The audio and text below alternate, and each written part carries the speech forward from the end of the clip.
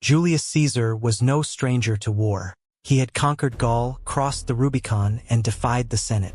But in 48 BC, he faced his greatest challenge yet, the formidable forces of Pompey Magnus, Rome's most celebrated general. The fate of the Republic hung in the balance, and at Pharsalus, Caesar would either cement his legacy or see it crumble before him. After suffering a humiliating defeat at Dyrrachium, Caesar was on the back foot.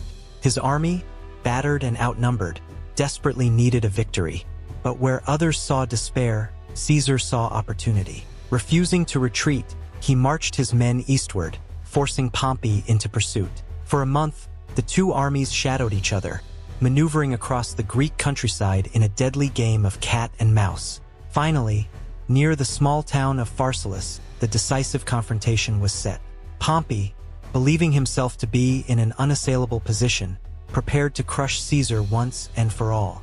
Pompey commanded nearly 50,000 men, vastly outnumbering Caesar's 22,000. His forces included elite Roman legions, battle-hardened auxiliaries, and a cavalry twice the size of Caesar's. Confident in his numbers, Pompey chose a defensive strategy, positioning his army with a river protecting his right flank and his powerful cavalry under the command of Labienus on the left. In the center stood his experienced Syrian legions under Metellus Scipio, while his best infantry, commanded by Lentulus, formed the left flank.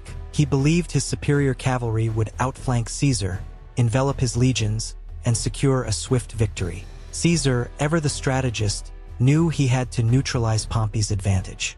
His army was smaller but disciplined and battle-hardened. He positioned his 10th Legion on the right flank, the 8th and 9th Legions in the center under Mark Antony, and the 11th and 12th under Domitius Calvinus. Understanding that his outnumbered cavalry couldn't hold against Pompey's, Caesar devised a masterstroke. He quietly stationed 3,000 of his most agile and experienced men behind his cavalry, armed with javelins and ready to strike at a moment's notice. As the battle began, Caesar's legions advanced in tight formation. Pompey, following his plan, ordered his cavalry to charge Caesar's right flank, expecting to sweep them aside and encircle his enemy. First, it seemed to be working. Caesar's horsemen fell back, feigning weakness. Then, just as Pompey's cavalry overextended itself, Caesar sprang his trap. His hidden spearmen surged forward, unleashing a brutal assault. The cavalry, unprepared for a direct melee, fell into chaos. Within moments, Pompey's greatest advantage had turned into a disaster. The once mighty cavalry scattered, leaving his left flank completely exposed. Sensing the turning tide, Caesar pressed his advantage. He ordered his cavalry to swing back and attack the now vulnerable flank of Pompey's infantry. At the same time, his reserve forces stormed forward, flanking Pompey's legions and throwing them into disarray. The battle that Pompey had expected to win effortlessly had now become a slaughter. Panic spread through his ranks like wildfire. His left flank crumbled, the center buckled, and soon, the entire Pompeian army was in full retreat. Caesar, knowing that a partial victory was not enough, ordered an all-out pursuit. His men relentlessly hunted down the fleeing Pompeians, cutting them down or forcing them to surrender. By the end of the day, the battlefield was a scene of utter devastation. 15,000 of Pompey's men lay dead, while another 24,000 were taken prisoner. In contrast, Caesar reported losing only 1,200 men, though this number was likely an understatement.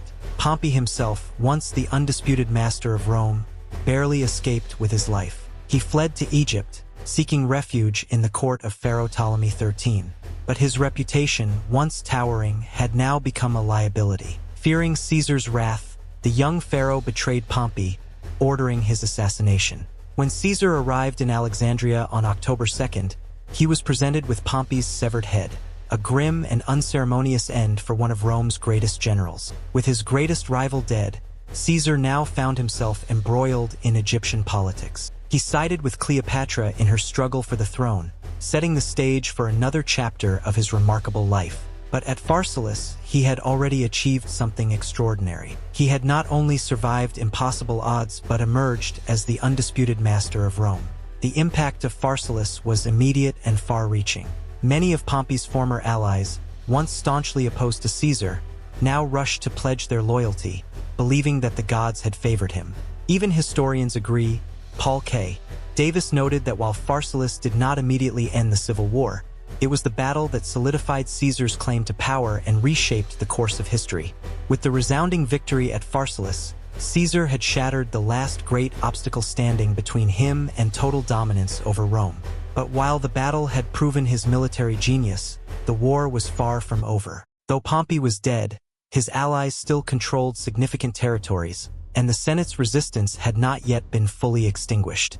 The Roman Republic was not ready to submit without a final struggle. In the aftermath of Pharsalus, many of Pompey's remaining supporters scattered across the provinces. Some fled to Africa, where Metellus Scipio and Cato the Younger rallied forces in an attempt to continue the war.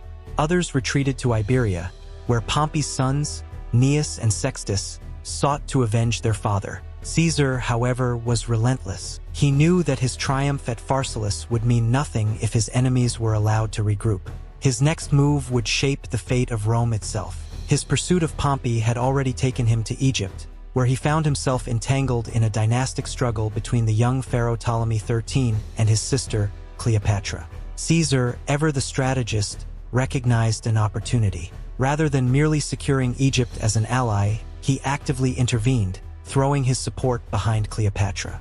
This decision sparked the Alexandrian War, a brutal conflict that tested Caesar's tactical brilliance in a foreign land. But as always, he emerged victorious. With Cleopatra installed as Queen of Egypt, Caesar secured both a powerful ally and a personal bond that would echo throughout history. Yet even as he enjoyed his triumphs in Egypt, his enemies were regrouping. In 47 BC, news reached him that Pharnaces II, the king of Pontus, was exploiting Rome's civil strife to reclaim lost territory. Caesar immediately marched north and, in one of the most rapid and decisive campaigns of his career, crushed Pharnaces at the Battle of Zela. His victory was so swift that he immortalized it with the famous phrase, Veni, Vidi, Vici, I came, I saw, I conquered. But Caesar's greatest threats still lay in Africa and Iberia. By 46 BC, he sailed to North Africa, where Scipio and Cato had amassed a formidable army. At the Battle of Thapsus, Caesar delivered yet another crushing defeat, forcing his opponents into suicide or exile. With Africa secured, he turned his attention to Iberia, where Pompey's sons were making their last stand. In 45 BC, at the Battle of Munda, Caesar faced his toughest challenge yet.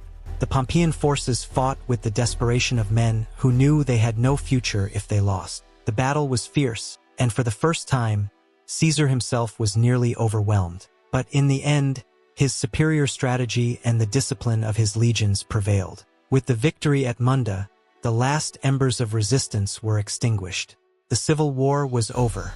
Julius Caesar returned to Rome as the undisputed ruler of the Republic. He had defied the Senate, crushed his enemies, and rewritten the fate of Rome itself. The people celebrated him as a hero.